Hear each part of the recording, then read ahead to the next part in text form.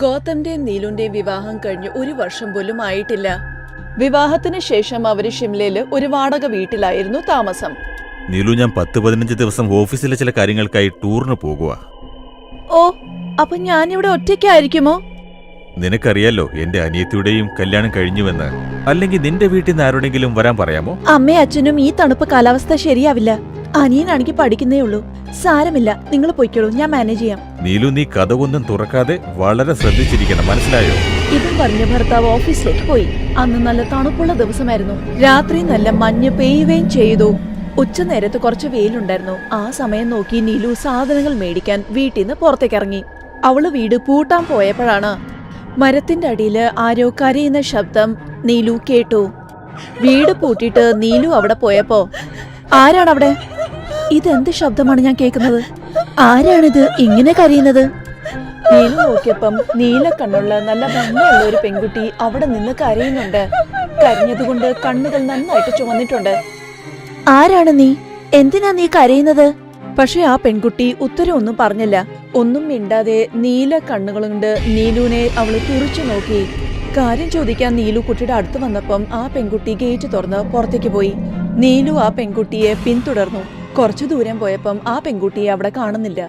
ആരാണ് ആ പെൺകുട്ടി? എന്തിനാ ആ പെൺകുട്ടി അങ്ങനെ കരഞ്ഞത്? അവളുടെ കരച്ചിൽ കണ്ട് എനിക്ക് സങ്കടം തോന്നി. മനസ്സിലൊരു സമാധാനമില്ല. സാരമില്ല, വിട്ടേര്. പാവം, എന്തെങ്കിലും പ്രശ്നം കാണും. പക്ഷെ മനസ്സിന്ന് ആ കാര്യം എടുത്തു കളഞ്ഞ് സാധനങ്ങൾ മേടിക്കാൻ നീലു അവിടുന്ന് പുറപ്പെട്ടു.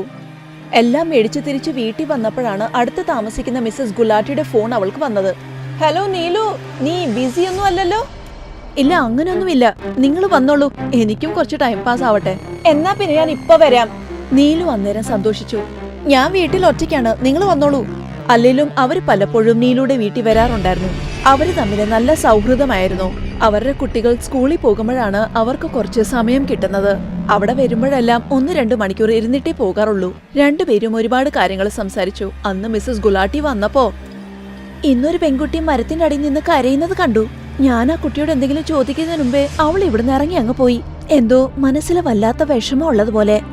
ആ സമയത്ത് അവിടെ മിസ്സസ് ഗുലാട്ടിയുടെ വീട്ടിൽ നിന്ന് ഫോൺ വന്നു. അവര് വീട്ടിലേക്ക് പോയി. കുറച്ചു നേരം സംസാരിച്ചിട്ട് അവര് പോയി. പക്ഷെ നീലുടെ മനസ്സിൽ നിന്ന് ആ പെൺകുട്ടിയെ കുറിച്ചുള്ള ചിന്ത മാഞ്ഞു പോയില്ല. അടുത്ത ദിവസം പോസ്റ്റ്മാൻ കത്തുമായിട്ട് വന്നു. എന്നിട്ട് ഗേറ്റിന്റെ അവിടെ ഉള്ള ബെല്ലടിച്ചു. പോസ്റ്റ്മാന്റെ കയ്യിൽ നിന്ന് കത്തും മേടിച്ച് നീലു തിരിച്ചു വീട്ടിലേക്ക് മടങ്ങിയപ്പം പെട്ടെന്ന് അതേ കരച്ചിൽ നീലു വീണ്ടും കേട്ടു. ഈ പെൺകുട്ടി എന്തായി കാണിക്കുന്നത്? ഗൗതം വീട്ടിലും ഇല്ല. ഈ പെൺകുട്ടി നമ്മുടെ വീട്ടിന് മുമ്പിൽ നിന്ന് ഇങ്ങനെ കരയുന്ന എന്തിനാന്ന് ആർക്കറിയാം? ആരാണ് ഈ പെൺകുട്ടി? ഇതും ആലോചിച്ചുകൊണ്ട് നീലു അവളുടെ അടുത്ത് പോയി. പക്ഷെ നീലു അവളുടെ അടുത്ത് എത്തിയപ്പം ആ പെൺകുട്ടി ഗേറ്റ് തുറന്ന് അവിടുന്ന് പുറത്തേക്ക് പോയി. നീലു പെട്ടെന്ന് ഗേറ്റിൽ നിന്ന് പുറത്തേക്ക് വന്നപ്പം ആ പെൺകുട്ടി എങ്ങോ പോയി ഒളിഞ്ഞു. എവിടെ പോയെന്ന് ആർക്കും അറിഞ്ഞൂടാ. നീലുന് ഒന്നും മനസ്സിലായില്ല. രാത്രി മൊത്തം ഉറങ്ങാതെ ഇതിനെക്കുറിച്ച് ആലോചിച്ചു. രാവിലെ എഴുന്നേറ്റ് ആദ്യം മിസ്സസ് ഗുലാട്ടിയാണ് വിളിച്ചത്. മിസ്സസ് ഗുലാട്ടി, എനിക്ക് നിങ്ങളോട് സംസാരിക്കണമല്ലോ. ഞാൻ വരട്ടെ? അതിനെന്താ, വന്നോളൂ, ഒന്നിച്ചിരുന്ന് ബ്രേക്ക്ഫാസ്റ്റ് കഴിക്കാം. അവരുടെ വീട്ടിലേക്ക് പോകാൻ നീലു വാതില് തുറന്നപ്പോ ആരോ കരയുന്ന ശബ്ദം നീലു വീണ്ടും കേട്ടു. ഇന്നലെ രാത്രി നീലു ഗേറ്റ് പൂട്ടിയതായിരുന്നു. നീലു ആ പെൺകുട്ടിയുടെ പുറകെ പോയി. പക്ഷെ ആ പെൺകുട്ടി അവിടുന്ന് പെട്ടെന്ന് അപ്രത്യക്ഷമായി.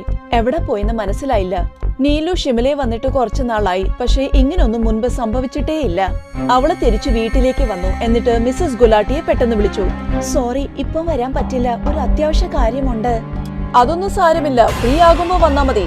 2-3 ദിവസം നീലുവിന് ശരിക്കും ഉറങ്ങാനും കഴിഞ്ഞില്ല. അന്ന് രാത്രി കിടന്നപ്പം അവൾക്ക് വല്ലാണ്ട് പേടി തോന്നി. രാത്രി ഏകദേശം 10 മണിയായി കാണും. പർവ്വതത്തിന്റെ അരികിലുള്ള ആൾക്കാർ നേരത്തെ കിടക്കാറുണ്ട്.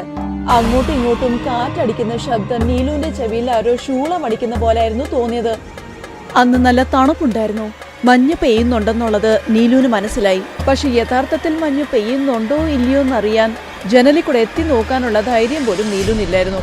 രാത്രി ഏകദേശം 11 മണിയായപ്പം ആരോ വാതിലിൽ കൊട്ടുന്ന ശബ്ദം നീലു കേട്ടു. ചിലപ്പം കാറ്റ് കാരണമായിരിക്കുമെന്ന് അവള് വിചാരിച്ചു. പക്ഷെ കുറച്ചു നേരം കഴിഞ്ഞ് വീണ്ടും ആരോ വാതിലിൽ തട്ടുന്ന പോലാണ് നീലുവിന് തോന്നിയത്. അത്യാവശ്യക്കാരെ ആരെങ്കിലും ആണെങ്കിൽ അവർക്ക് ഡോർ ബെൽ അടിച്ചാ പോരെ? എന്തിനാണ് അവര് വാതില് കൊട്ടുന്നത്? നീലുവിന് നേരത്തെ നല്ല പേടിയുണ്ടായിരുന്നു. അതുകൊണ്ടായിരുന്നു നീലു വാതില് തുറക്കാഞ്ഞത്. 3ാമത്തെ പ്രാവശ്യം ആരോ വാതില് തട്ടിയപ്പം നീലു വാതില് തുറക്കാൻ എഴുന്നേറ്റില്ല. ആരാണെങ്കിലും ഇപ്പൊ എനിക്ക് വാതില് തുറക്കാൻ പറ്റില്ല, രാവിലെ വന്നോളൂ.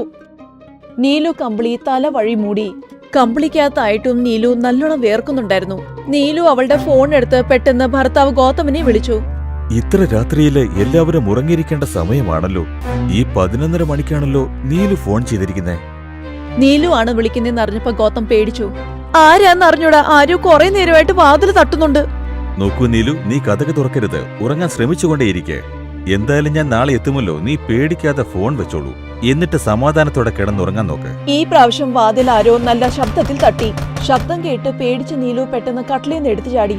രാത്രി മുഴുവനും തണുപ്പില് നീലു തറയിലായിരുന്നു കിടന്നത്. രാവിലെ അവൾക്ക് ബോധം വന്നപ്പം സമയം ഏകദേശം 11 മണിയായി. നീലുവിന്റെ ശരീരം മുഴുവനും നല്ല വേദനയുണ്ട്. ആരോ ഡോർബെൽ അടിച്ചപ്പോ നീലു പെട്ടെന്ന് ഓടി കതവിന്റെ അവിടെ എത്തി. മുമ്പിൽ ഗൗതം നിൽക്കുന്ന കണ്ടപ്പം അവള് കൊച്ചു കുട്ടികളെ പോലെ കരഞ്ഞു. ഗൗതം, എനിക്കിവിടെ ഒറ്റയ്ക്ക് താമസിക്കാൻ പറ്റില്ല. കഴിഞ്ഞ കുറെ ദിവസങ്ങളായിട്ട് അവിടെ നടന്ന സംഭവം എല്ലാം നീലുവും ഗൗതമിനോട് പറഞ്ഞു.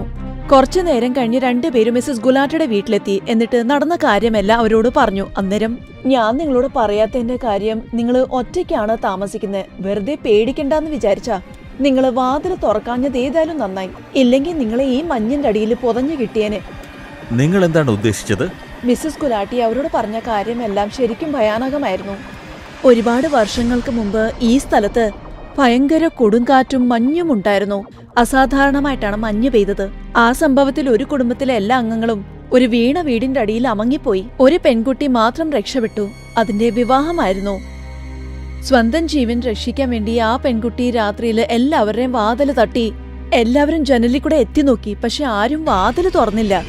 രാവിലെ ആയപ്പം ആ പെൺകുട്ടി മഞ്ഞിന്റെ അടിയിൽ മരിച്ചു കിടക്കുന്നതാണ് നാട്ടുകാര് കണ്ടത്. അന്നു തൊട്ട് മഞ്ഞ് പെയ്യുമ്പോഴെല്ലാം ആ പെൺകുട്ടി എല്ലാവരുടെയും വാതില് തട്ടും. പ്രത്യേകിച്ചും പുതിയതായിട്ട് വിവാഹം കഴിച്ച ആൾക്കാര്, അതും വീട്ടില് ഒറ്റയ്ക്കുള്ളവര്. ഇനി അബദ്ധത്തിൽ ആരെങ്കിലും വാതില് തുറന്നാ അടുത്ത ദിവസം അവരും മഞ്ഞിന്റെ അടിയില് മരിച്ച നിലയിലായിരിക്കും കണ്ടെത്തുന്നത്. അപ്പോ ആ പെൺകുട്ടി കരയുന്നതോ?